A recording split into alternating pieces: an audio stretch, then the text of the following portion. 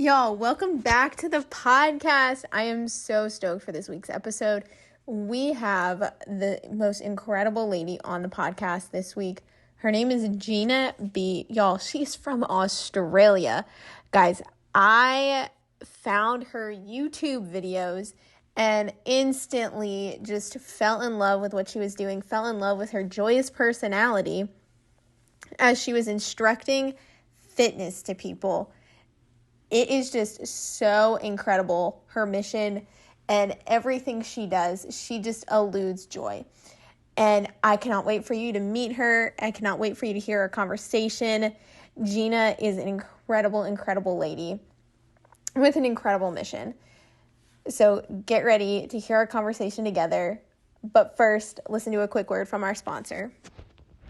Our podcast sponsor is BetterHelp. BetterHelp is an incredible organization that promotes positive mental health. BetterHelp is a tool that you can use if you are somebody that struggles with your mental health and you just need somebody to talk to. Y'all, the people at BetterHelp are there to talk to you around the clock.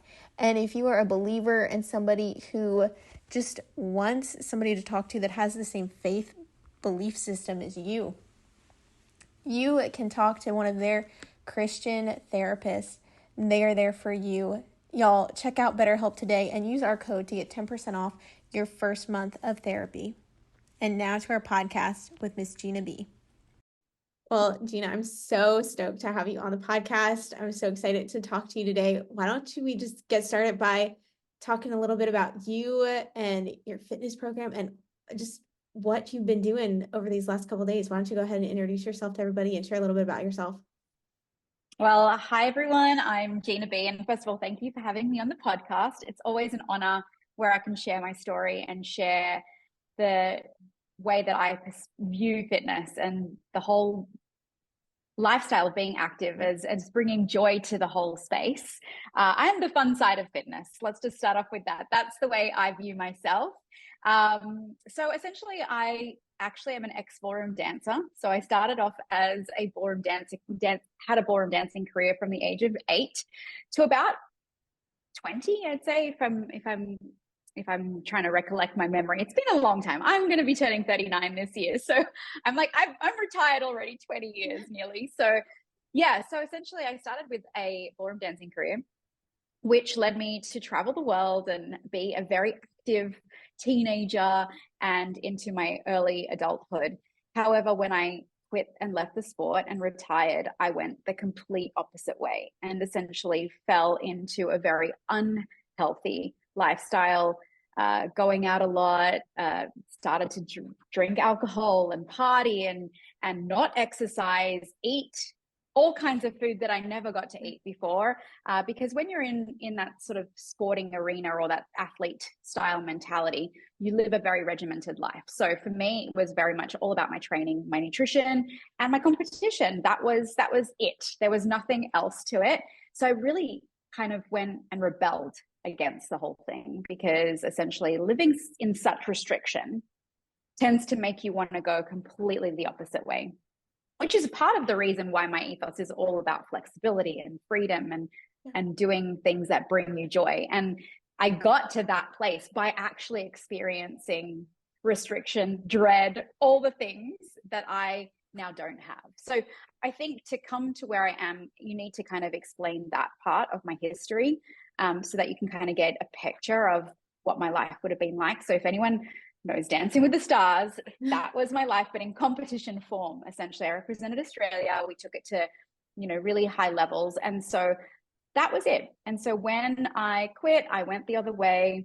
I gained a whole bunch of weight, and I just felt, that feeling of, how can I be in my 20s and feeling like this? So I just felt the most unhealthiest I had been. And I didn't really care at the time. So it wasn't like an epiphany in, the next day I decided I now want to be healthy. I kind of was okay to almost feel terrible, if that makes sense, because I almost punished myself for being so restrictive. It's a really, really weird mental thing that I had. I was trying to battle with a lot of teenage angst and rebellion, and finally having the freedom to eat McDonald's and all the things, Yeah. and donuts forever, and ice cream tubs. And so I just needed to live that out. I needed to experience that. I needed to be in that unhealthy zone. And I was there for about a year or two until, and I quit dancing. So I didn't even have anything to do with dancing. I hated it until I got a call from a friend. They were going away. They had a dance studio. They had students that needed to be taken care of. And basically they said, you know, you have all the skills to teach these kids, and we don't have anybody else. Would you be interested in coming and taking these kids while we're on leave, and at least the studio can run? So here I am thinking, I'm not fit to teach these kids. Like, I'm so out of the game. I feel gross about myself, my body, and yet something just said, take this opportunity, go for it. And as soon as I entered that dance floor, a whole body, full body experience just went, what? Why have I been rebelling against this? Because this is my happy place. Like, as soon as I got teaching those children and started to get back into moving my body and feeling the music and the rhythm and the smiles, and dance just brings so much joy to anyone's life. I say, if anyone's stressed, just go dance. Like, chuck on some music and vibe it out. And so that really was one of, I can't really say that was the key turning point, but that was one of a few things that kind of said to myself, I have to find a way to bring dance back into my life. I have to get moving again. I have to bring movement and healthiness back to my body, because this is the vitality I want to feel and desire to feel.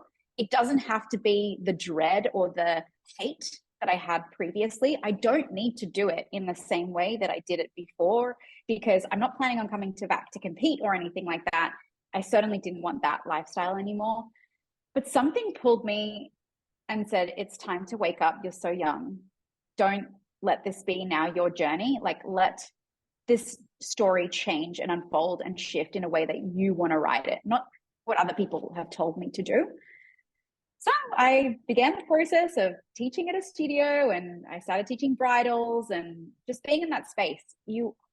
I instantly wanted and desired to start to eat better. Not instantly as in like, oh, the next day I started eating salads all day, but I instantly wanted to make better choices when other opportunities. So it could have been, instead of having a muffin for breakfast, I had an apple one day, and I started to make different choices that aligned more with how I wanted to feel.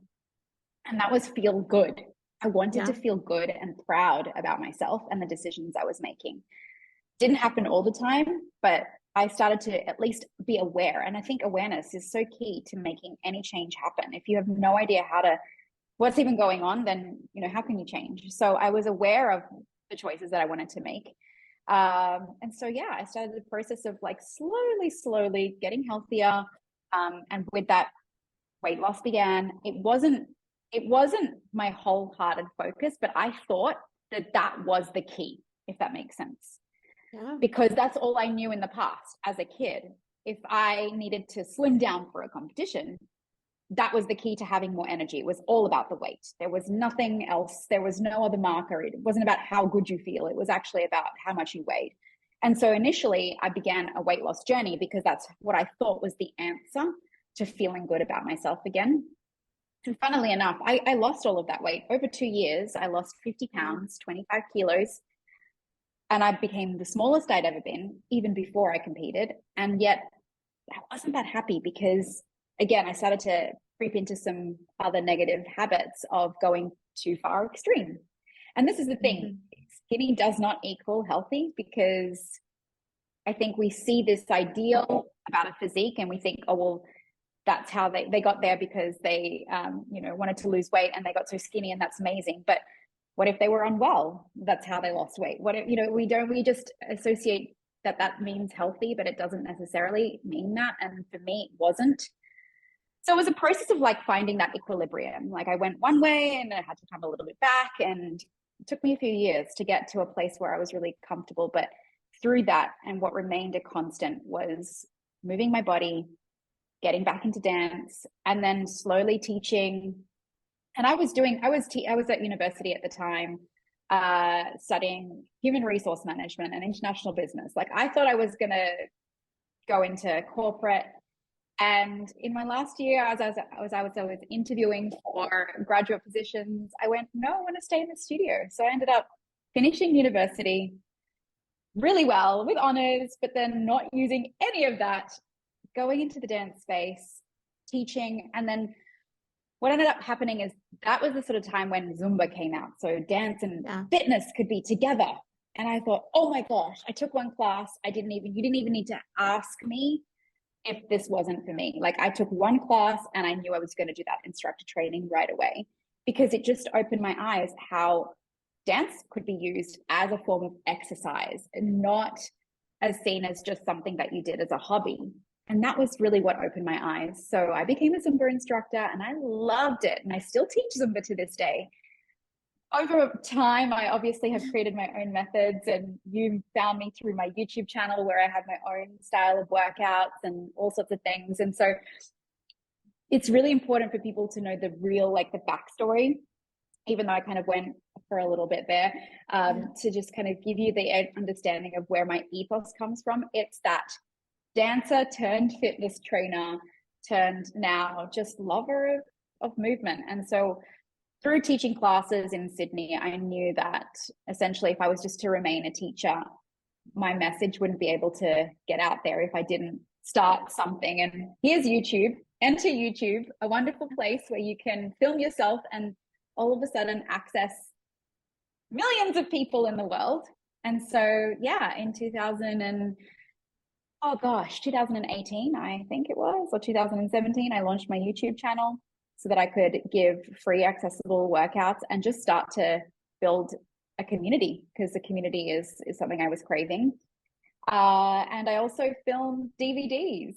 So I sold those on Amazon and in the UK and the US, because again, I wanted to get into people's living rooms and I wanted you to know me. I wanted to be friends with you. And I wanted to share my style and ethos of coaching and teaching classes that didn't have to be tied to a geographic location, because not many people are coming to Sydney, Australia to take class with me. Well, now they might, but yeah, I wanted to reach the world. This to me was bigger. My message and my mission. I don't know if you have ever felt this or if your listeners might feel this, but sometimes you just innately know that there's something bigger that you need to be doing. And so that was calling me. So that's the long and short of it. There's so much more in there, but essentially that's the journey to here, where I now have a YouTube channel. I have a massive community that have found joy through movement, and I just want to keep that growing, because that's my ethos. That's my message. I love it. And like you said, so I found you through your YouTube channel because you're in Sydney, Australia. I'm in America. Like there would be maybe someday I'll come to Sydney, Australia. We don't know. We don't know what is in store, but please do. I would love to. It looks like a beautiful, beautiful country. But this YouTube channel, like it has grown and grown and grown since you put out that one video. Talk about this community that you've built with a ton of people, millions of people around the world that just tune into your videos to just get fit and feel good and start their day well. Yeah, well, it started in my living room with my husband behind the camera. Like we did it scrappy. There's no other way to start off. And I think if I didn't have that support, I'll be honest, if I didn't have him at least doing the tech side of things, because I think that's a barrier for a lot of people to get started on something. You think you need to know it all or have all the expertise, and I didn't. I just knew how to be, do the choreography, show up as me, nobody else. Like I didn't know how to present or anything. This was just like me as the instructor, pretending that there are a million people behind that camera, and off I went. And it started in our little 1-bedroom apartment, and it did grow. Like didn't grow overnight. It's kind of like it's been a slow and steady, and then COVID hit, which then catapulted it into obviously so many more, because you obviously said you found me during COVID times. YouTube Fitness was a fantastic platform for people to be able to access something and still feel good in themselves, even though they were in confinement, essentially. So Yeah. yeah, and a lot of YouTube fitness channels grew during this time, and I was just lucky enough to be one of them as well. And it's been a beautiful thing to grow a community that I can actually engage with. I try to comment on almost everybody's comment. Like, it has been one of my, I don't know how long I will be able to keep this up for, but it, since the get-go, since having 5 people in my community to 5,000 to, hopefully one day next is 500,000. But essentially one of my goals were to treat everybody as if they were coming into my shop and wanting to have a conversation with me. I wouldn't just walk away as a shopkeeper and just say, here, help yourselves, and bye-bye. I wanted to have Yeah. conversations. I wanted to make impact, and I wanted to feel people were part of something that almost like I wanted to treat it as if this was my virtual dance studio. And if I had a physical one, that's how I'd want to make you feel. Like I would know about your life. You could share things with me and come to this place to unload, de-stress, let it all go, and then off you go on your day. And so for me, that has been such an integral, and it's a backbone of Up to the Beat. Up to the Beat Fitness, my company, is rooted in community. And I didn't start that way always. Initially, it was just like, just get your stuff out there, I guess, Yeah. and see. Hopefully, they come. YouTube was one of those pivotal moments in my Facebook group, my private Facebook community, where I could have proper conversations. I could jump on a live. I could actually have a chat. And it's funny. I know people's names. I know where they're from, and it's like it's a large community, but it seems small because once you really get to know people intimately, it seems like everyone knows everyone, and if that makes sense. But yeah, it's been one of my biggest achievements, actually, growing a community, because I feel like so many people feel so alone in their journeys, and I think we are stronger together. Simple as that. Absolutely. Absolutely. And I think just watching the stuff that you do, you can see your passion in what you do. You can see how passionate you are to love on people and to interact with them and to just engage in your community and to build that community.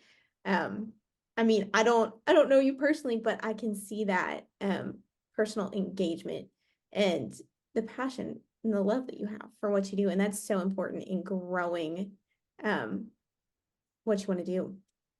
Now, what has impacted you the most about just this journey with Up to the Beat, with your company, with what you're called to do with dance, with all of it? What's impacted you the most? I think it's the shift of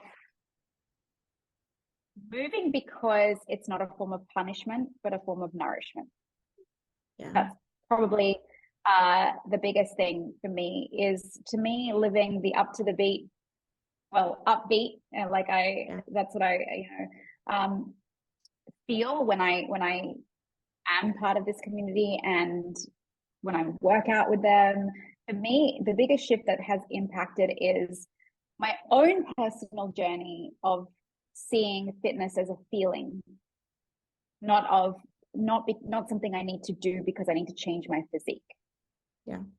And if I can kind of like pass that on to others who struggle with body image, struggle with confidence, struggle with, weight loss journeys, it doesn't disempower them. I don't have the right to tell you you don't need to lose weight or not focus on weight loss or anything like that.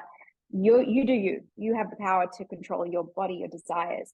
But can I show you how good it feels to simply move without tying it to that? And that can be still a work in progress, moving in the background. But if you keep showing up because you want to feel amazing, you want to feel energetic, you want to feel proud about yourself, you want to feel strong, and you want to enjoy that feeling, if you can keep channeling that, then the consistency of you showing up for yourself daily is going to be there. What does it take to change your physique? It does take consistency over time of doing those healthy habits, right? But most people, when you tie it to a change in body and nothing changes, we stop doing it. Yeah. And so you never get to see the long-term results or the vision that could have been created if you just stuck with it. But the problem is not that you don't have an issue to stick with something. It's that you're tying the sticking with it to something that can fluctuate, or you don't really have a lot of control over, if that makes sense. But you do have control over how you feel or want to feel. You have control over how much energy you want to create. You have control over building confidence and building strength. It's called introducing strength training and picking up some heavy things. And you do have control over feeling joy, because when you exert your body and do something that you have fun, we smile and we feel those endorphins. So I feel that when we tie movement to that instead and chase that feeling, then the other things come as a byproduct, if that makes sense. You have this desire to feel better in yourself, make healthier choices. And then if weight loss is a goal, then those body changes will happen. But if we're too short-term in our thinking, see, I say there's no end to this journey. Movement's for life. So if you want to start working out, think of this as till the day you die, you are working out. Like, this is not a 6-week program or an 8-week thing. Yeah. This is like every day, wake up, move the body. That's what it's designed to do. And so I think that's probably the biggest impact that I've made in my journey, and the biggest impact that I want to create for others is to see that, feel that, and embody that vision as well. That's so good. And I hope that encourages people to just take like actionable steps towards their goal. What would you recommend as just simple steps that people can take? Often we want to eat the elephant, if that makes sense. It's like it's a really bizarre saying. I don't actually know where it originated, but we want to climb Mount Everest without even going to base camp. We want to run a marathon without even starting to walk. And I think that's probably my biggest tip is do what you can at your level where you're at now. Don't try to look back and go, well, when I was younger, I was fitter and I could do this. Forget about that. That was you then. This is you now. What can you do now? Not what somebody told you should be doing. It's what can you physically stick to that seems so ridiculously small that is absolutely 1000% achievable. And some clients, I say to them, could you walk around the block? And they'd be like, oh, of course, that's not enough. And I'd be like, yes, but if you did that every day and you don't do that now, maybe that's the starting point. So it's like, what's the tiniest, smallest step you can make to get back into some action? Because most people are waiting for motivation to come to them. And I'm sorry to say to everyone listening, that motivation is never going to come to you unless you start taking some action, because it's in that action that propels the momentum that actually breeds that motivation. So you take some action, you're like, oh, I feel this. I like this. This is a good feeling. I'm excited. I committed to this and I'm proud of myself. And you know what? That's that momentum that builds, that then turns into, I'm motivated to wake up again tomorrow and do it again. And then you do that again. And then again, it's a cycle. Most people are waiting for the motivation to come to them on the couch, but it's actually you putting on your laces, your sneakers, lacing up and stepping out your front door. That is what's going to give you the motivation. So my smallest steps are, if you are completely inactive, start with a walk around the block. Start with a walk in your area, 5 minutes. Start in the smallest way possible. That seems so ridiculous, and you probably think it's not going to do anything, but it's a compounding effect to all of these things. If you start with 5 minutes today, who knows where you'll be next week, the week after that, in a year. And we're just too short-term thinking we need to be doing 5 days a week, and then what happens is we're off for 5 weeks after that because it was just too much. So my theory is start it in the smallest way possible, whatever that looks like for you. And it could be chucking on one of my videos, definitely on my YouTube channel. And starting with a walking workout. That could be somewhere that's really super easy, not too many moves, and some fun music, because I use all well-known beats. So maybe you want to sing and have some cardio karaoke, I like to say, at the same time, because the more fun you can make it for yourself, the better. And that's probably my second tip is after starting small, start with some enjoyment as well. Like, what's a factor of enjoyment? Is it listening to your favorite podcast like this one and going for that walk? Or is it, there's a cafe down the street that you love to sit down and have a coffee at? Can you walk there instead of drive there? And find little ways to just get interactive with these ideas of what you find enjoying, where you find enjoyment, and start to tie them in together. It could be catching up with a friend. Instead of going to a cafe for lunch, go for a walk and talk instead, and actually do something together. So you have the interaction and socialization, but you also can get some movement together. Go do a class. A lot of enjoying aspects to socialization is being part of a community, and go do a fun class an activity or a group fitness class in your local gym or something, because maybe even booking that in is the commitment. And then my final tip is, besides that, start small, is my 5 minutes to win the day rule is like one of those kind of mantras that I just live by. If I don't want to do something, I just say, okay, I'm just going to commit to 5 minutes. And 5 minutes could literally be, if I want to write an email, I say to myself, I'm just going to write one paragraph. That's it. And before I know it, that email is done, because all I said was, I'm going to just do the smallest amount. So start with 5 minutes. You never know where that might progress. That could turn into 10. It could turn into 20.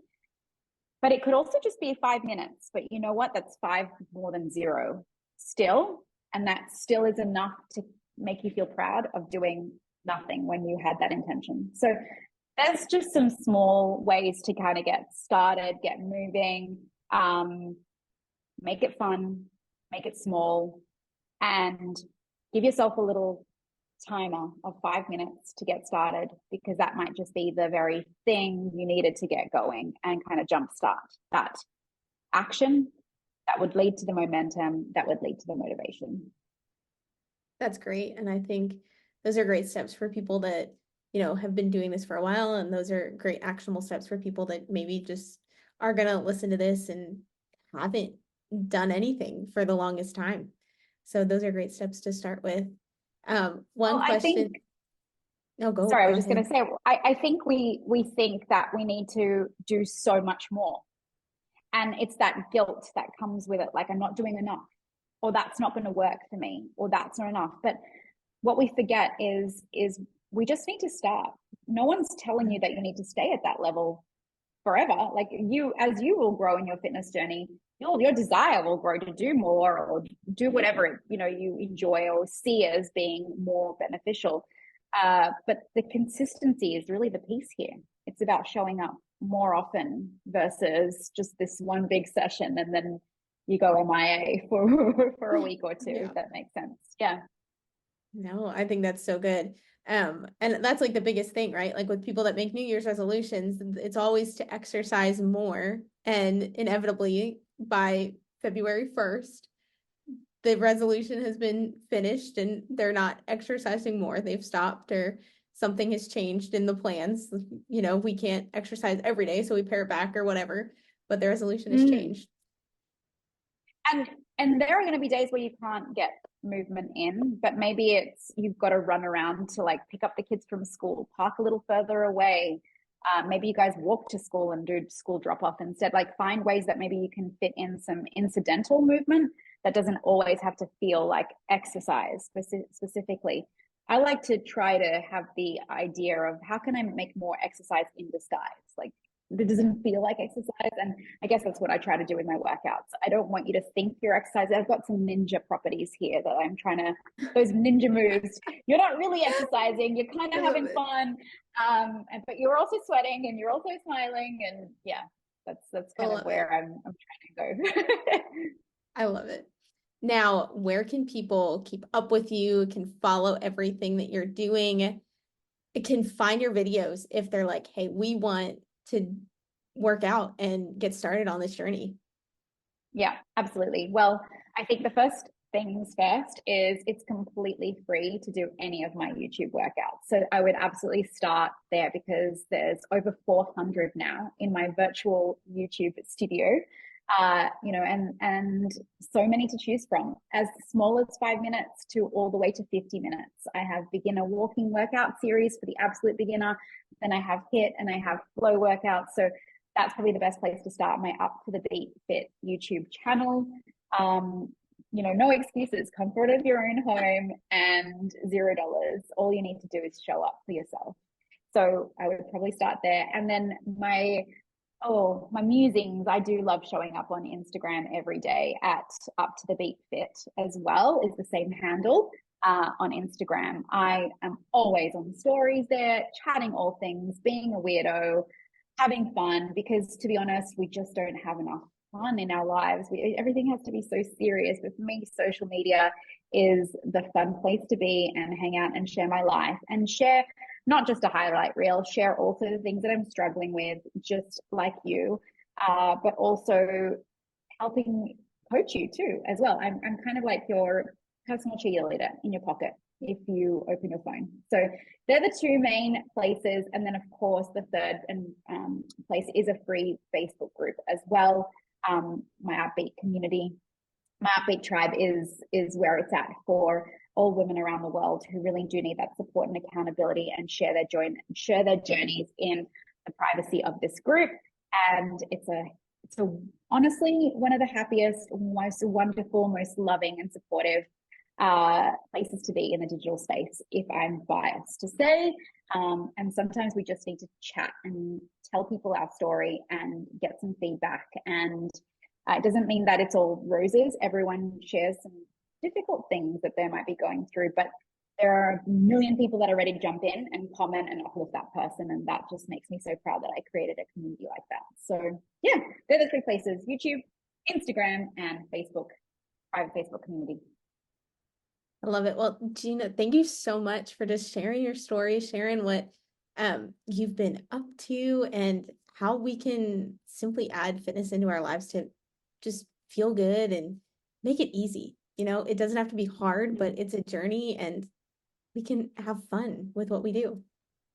So I think it's so empowering when you can actually, if you can detach yourself from the fitness industry of like, what's the best workout and this is what you should be doing, and just simply say, well, my body's a vessel. It just needs to be used every day. What can bring me joy? Honestly, if you can keep doing that day in, day out, you will reap the benefits of a healthier lifestyle and a healthier human tenfold, rather than doing something that you think you have to do.